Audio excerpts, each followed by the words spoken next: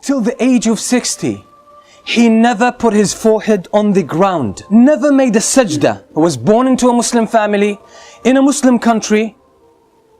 Until the age of 60, he never prostrated before Allah subhanahu wa ta'ala, not even a single time. He had 2 sons, and Allah guided his sons in their 20s. They started practicing them praying, and they tried to give their father da'wah, give him advice over and over again, but he never responded to his children. He always thought that these are my children, I know more than they do. So he never dealt or handled his pride in order to listen to his sons. And one day he saw his son, his eldest son, growing his beard. And after his son gave him advice, he said, why don't you shave this? Why don't you take it away? The son got shocked, and he just said, out of shock, in a state of shock, he said, I'm afraid you'll go to the hellfire. I'm afraid you'll go to the hellfire. He just got offended, and sometimes we mix our personal feelings with our concern for others in terms of da'wah. But subhanallah, it brought about good results. That very word shook the father. He started thinking about himself. And subhanallah, a few months later, the father sneaks into the masjid and makes his first prayer ever in the masjid, where his son leads the prayer. The son didn't know the first couple of times, but other people brought it to his attention. Understanding that his father has an issue with pride, he never spoke with his father about it. He said, it seems that he found his way, let him carry on his own. And that's exactly what he did. This man used to smoke 80 cigarettes every day. 80 cigarettes every day.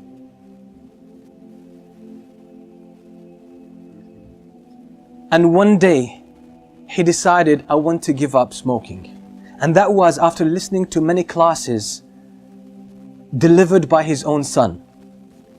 He used to hide behind one of the poles in the masjid and listen to his son speaking. Listen to his son preaching, and he got impressed. His head turned around. His view of life, his outlook on life started changing. He realized, he thought he had a life. He thought he was leading a good life. But now he realized that this is the real life. It's in the masjid. Real life is when you connect with Allah subhanahu wa ta'ala. That's when you start to feel the sweetness of life and the sweetness of Iman. So he started listening to the talks of his son secretly, and even buying some of his tapes and listening to them at home.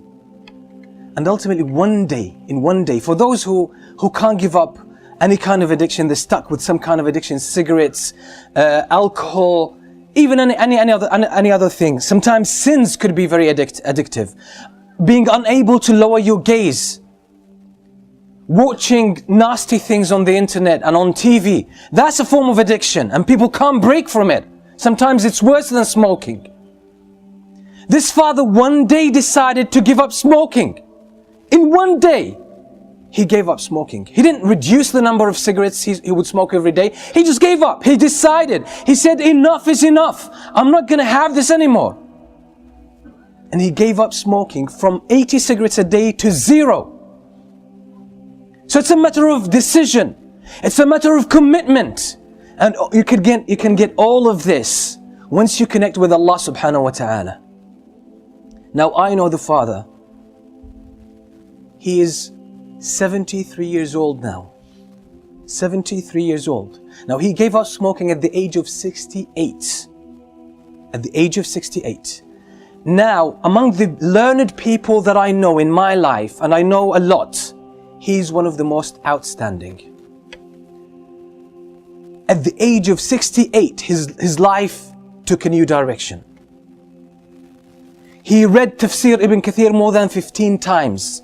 He read the Tafsir of Ibn Jarir al-Tabari, which is more than 20 volumes, more than 10 times. He read the history of Ibn Jarir al-Tabari so many times. He read the Silsila Sahiha by Shaykh al-Albani, Silsila Da'ifa, more than 30 volumes altogether. He read all of that. And when you sit with him, he talks to you about knowledge, deep knowledge. And sometimes you talk to some of our youth and they say, seeking knowledge is hard.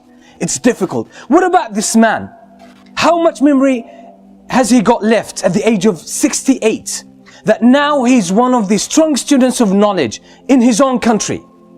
And when you sit with him, mashallah, you always learn something.